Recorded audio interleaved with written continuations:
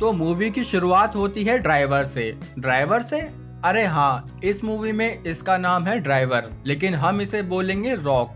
Jail में rock की सजा पूरी होते ही पुलिस ऑफिसर्स उसे लेने आ गए। उन्होंने उसके हाथ में ये लोहे की चूड़ियां पहनाई और सेल से निकालकर उसे वार्डन के पास ले आए, जहां वार्डन उसे चमत्कारी किताब से अच्छी बुरी बातें बताने लगा।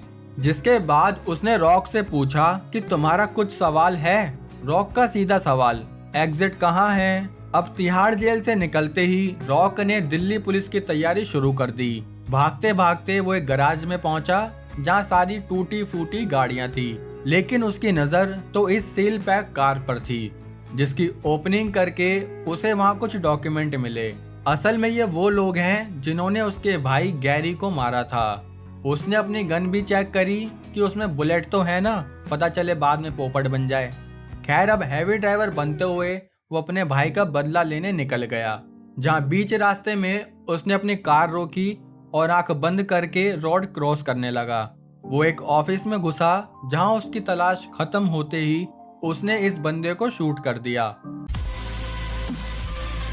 अब इस क्राइम की इन्वेस्टिगेशन करने ऑफिस में फूफू मरीज डिटेक्टिव कॉप आया, जिसकी पार्टनर थी सियरा। यहाँ रॉक इस रॉय नाम के आदमी से मिलने पहुंचा। तब हमें पता चला कि इसी आदमी ने रॉक को वो कार, गन और उसके भाई के एक कातिल का नाम बताया था। रॉक ने उससे बाकी कातिलों का नाम पूछा, लेकिन रॉय पलट गया। उसने कहा कि बाकी नाम बताने के लिए मुझे और पैसे चाहिए। रॉक बोला कि ऐसा ना हो मैं पैसे भी ना दूं और सारे नाम भी ले जाऊं। रॉय रॉक के इरादे समझ गया, इसलिए उसने डरते हुए वो सारे नाम बता दिए। रॉक भी वो सारे नाम मिलते ही यहाँ से निकल गया। अगली सुबह ये किलर नाम का कॉन्ट्रैक्ट किलर हमारे मिट्ठल कानिया बाबा रामदेव की कॉपी कर रहा था कि तभी इसे किसी का फोन आया। दूसरी तरफ से एक आदमी ने उससे कहा कि तुम्हारे अगले शिकार की फोटो आपके कंप्यूटर स्क्रीन पर ये रही। वैसे ये लड़की इस रामदेव की गर्लफ्रेंड है। अब अपना टारगेट मिलते ही वो असला बारूद उठाकर अपने काम पर निकल गया, पर शायद वो कुछ भूल रहा था, इसलिए वो कार से बाहर आया।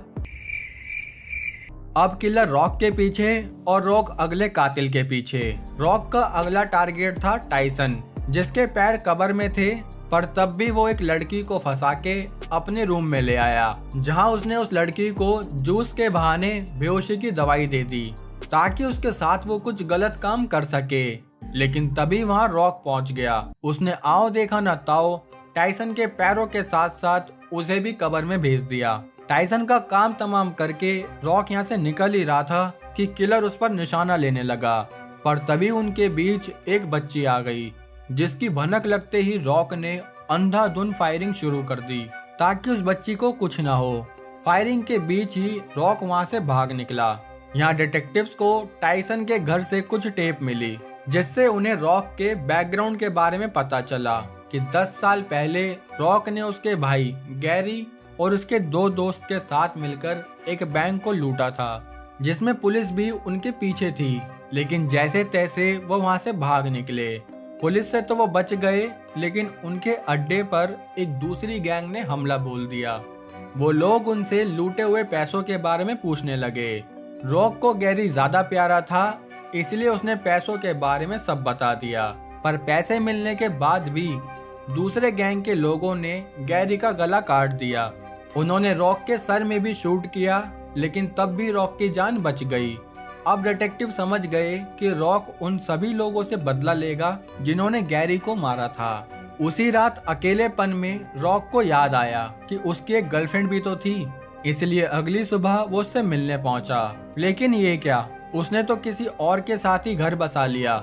उसकी गर्लफ्रेंड ने ये भी बताया कि जब रॉक जेल गया तो उसके पेट में रॉक का बच्चा था, लेकिन ना चाहते हुए भी उसे अबॉर्शन कराना पड़ा। ये सुनकर रॉक की आंखें भर आई और गुस्से में वो वहां से चला गया। उसकी जिंदगी अब दुख, दर्द, पीड़ा, कष्ट, अफसोस से भरी हुई थी, पर तब भी उसने अपना नेक्स्ट टारगेट देखा, जो था आंद्रे रसल का भैया निक्सन। निक्सन ने ही गैरी के गले को काटा था। रॉक उसे ढूंढते हुए एक क्लब में पहुंचा, जहां उसे निक्सन हाथ धोते हुए दिखा। शुक्र है हाथ धोते हुए ही देखा। खैर निक्सन ने इस चच्चा को बाहर भेज दिया, जिसके बाद इन दोनों के बीच फाइट शुरू हुई। लेकिन रॉक ने निक्सन का सन काटने में जरा भी देर नहीं लगाई। घायल होते ही निक्सन कहने लगा कि मुझे माफ कर दो, हमें तो ये सब करने के लिए किसी ने मजबूर किया था। जिसका मतलब 10 साल पहले दूसरी गैंग के हमले में कोई और भी शामिल था। अगली सुबह रॉक गेड़िया मार रहा था, तभी उसे रेडियो से पता चला कि कल रात जिस आदमी पर क्लब में हमला हुआ उसकी अभी भी सर्जरी चल रही है। ये पता चलते ही रॉक उल्टे टायर हॉस्पिटल के लिए निकल गया। यहाँ हॉस्पिटल में तो कॉप पहले से ही मौजूद था और इधर किलर को भी कॉन्ट्रैक्ट देने वाले शख्स ने बताया कि जल्दी ही रॉक हॉस्पिटल पहुंच सकता है, क्योंकि उसका शिकार अभी भी जिंदा है। इसलिए किलर भी हॉस्पिटल के लिए निकल गया। यहाँ रॉक हॉस्पिटल में पहुंचा जहां निक्सन का ऑपरेशन चल रहा था, लेकिन रॉक ने बीच ऑपरेशन में ही उसे गोलियां दे दी। गोलियों की आवाज सुनकर कॉप रॉक का पीछा करने लगा, जिस बीच इनकी क्रॉस फायरिंग स्टार्ट हो गई। एक पॉइंट ऐसा आया जहां रॉक चाहता तो कॉप का टॉप उड़ा सकता था, लेकिन उसने कॉप को छोड़ दिया क्योंकि उसे किसी बेगुनाह की जान नहीं लेनी थी। वो हॉस्पिटल से निकला ही था कि उसके पीछे किलर भी पड़ गया।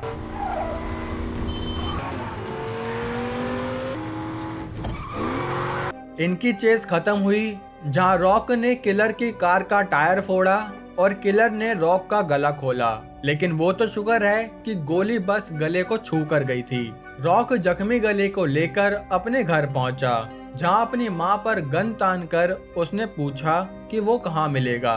उसकी मां बोली कि वो तो 4 साल पहले ही मर चुका है। असल में वो उसका सौतेला बाप है, जिस पर रॉक को शक था कि उसने ही दूसरी गैंग से गैरी और उस पर हमला करवाया होगा। लेकिन उसकी मां ने बताया कि वो ऐसा कभी नहीं कर सकते, क्योंकि वो खुद गैरी से बहुत प्यार करते थे। तब रॉक बोला कि हमारे घर में मुझसे प्यार करने वाला सिर्फ एक गैरी ही था। उसकी मां ने पूछा कि अच्छा, तो फिर उसने तुमसे चोरी क्यों कराई? रॉक बोला कि अरे मेरी माँ, गैरी ने बस मुझसे ड्राइवर बनने के लिए हेल्प मांगी थी, क्योंकि मैं एक हैवी ड्राइवर हूँ, तो पुलिस हमें कभी नहीं पकड़ पाती और मेरी इस मदद से उसका सारा कर्जा उतर जाता। ये कहकर रॉक अपने अगले शिकार के लिए निकल गया, पर बीच रास्ते में उसने अपनी कार को साइड में लगाया। लेकिन क्या उसे हल्का होना था? सही पकड़े हैं, उसे अपने मन को हल्का करना था। अब मन हल्का करने के बाद वो अपने टारगेट के लिए निकल गया। यहाँ किलर और कॉप भी रॉक के अगले टारगेट के पास पहुंच रहे थे।